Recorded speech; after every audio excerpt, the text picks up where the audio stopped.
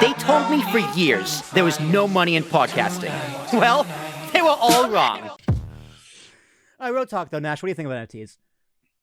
What do I think of them? Yeah, what do you think of NFTs? I mean, it's kind of dumb. They're kind of dumb. They're really dumb. But so is Wall Street, and you can make lots of money doing both. Yeah. Here's the thing with NFTs. Are they worth anything? Well, yes, because people are buying them, right? They're only worth what someone's going to actually pay for it, like literally anything else on Wall Street. Anything else in the world. Anything else in the world. Like, it's money. Like you can say it's not real, but it's because it's not real doesn't mean it doesn't have value. Well, that kind of opens Pandora's box because not against the argument, but it's funny how people are so against cryptocurrency. It's not worth anything. It's not real, as if the piece of paper is worth what it's printed on. It's the same. Yeah, it's the same thing. It's the same concept. It's just digital as opposed to physical. Right. We're not backed by gold, baby. No, we're backed by ourselves, dude. The U.S. dollar is backed by itself. Riddle me that one. America. USA.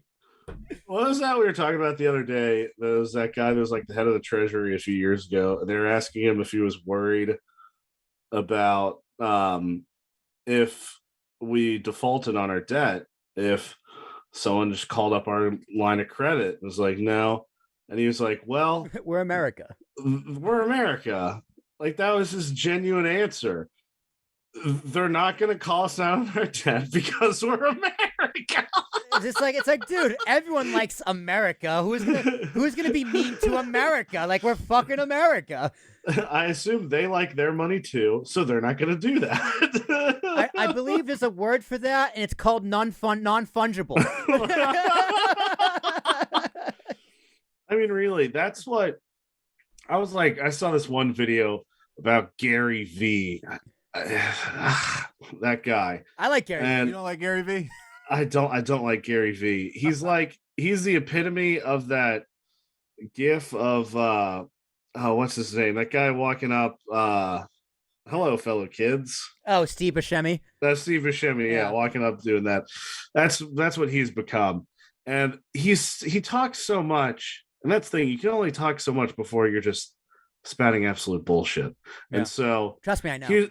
He was talking about how it's going to replace airline tickets and all that moving forward. Like, no, it's not. Is the airline ticket function broken now? No, because they just give you a code that is unique already. That's it. They're going to give you an airline ticket unique on the blockchain as opposed to the app. Like that's the stupidest thing I've ever heard. I mean, they might use it for verifying other things, but to think that it's going to become such like a common thing that the federal government would adopt is stupid. Well, that's the thing about cryptocurrencies in general, right? And these alternative sources of money, like NFTs, crypto, Ethereum, what have you. Like, once the government adopts it, doesn't it completely defeat the purpose of what it was made for in the first place? Yeah, yeah. Well, yes and no. Or is it because now it becomes legitimized, so it's actually worth something because it's legitimized by the government? Yeah, that's probably what would happen most likely, because when you get like genuinely the most accepted use, or it's like are really impoverished countries that are utterly wrecked, if you have the capacity to use cryptocurrency, you're probably going to, because it's going to end up being more stable than your country's government. Right. Like, I'm pretty sure that's what happened in Costa Rica. They're having, I think it was Costa Rica. I think it was Costa Rica. El Salvador made it their official currency. Yeah, okay, El Salvador then. It's because you can't really rely on the government currency, so they're going to allow crypto now because it makes more sense, because it's not directly tied to the products, the GDP of that country. It's free. It's all over the world. You can't pin it down, so you can't sort of say one thing is going to utterly destroy it. Yeah. Well, that's another thing to it. There's like a cryptocurrency in general. Like, countries like El Salvador or even like Russia tried doing with all the U.S. sanctions.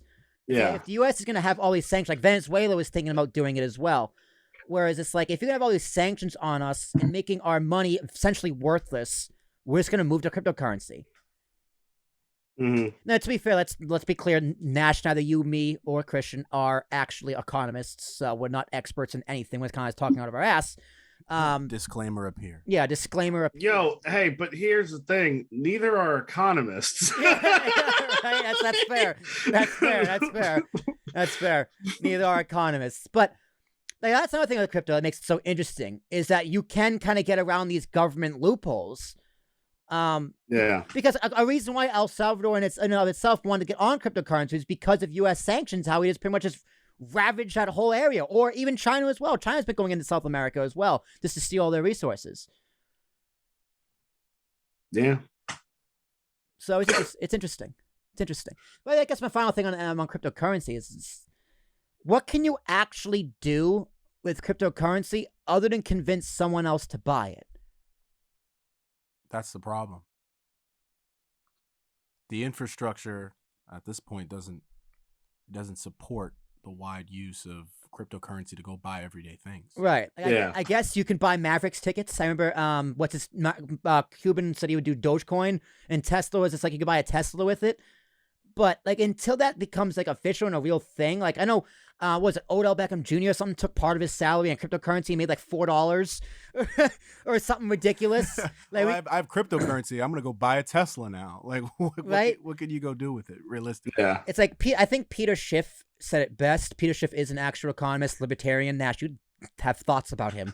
But he was like, if one person had all of the cryptocurrency in the world and they owned all of it, it means it's worthless. It means absolutely nothing. Whereas if someone had all the gold in the world, they are a bazillionaire.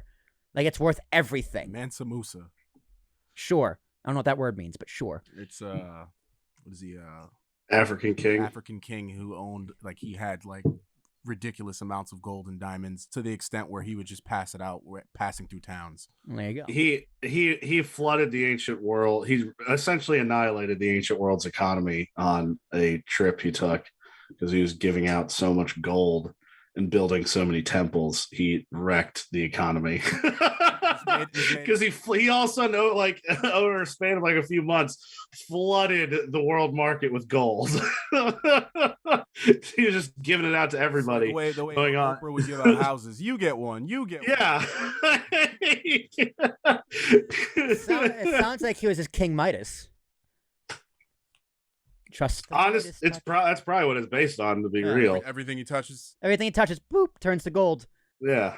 Yeah. No, my daughter's dead. Whoops.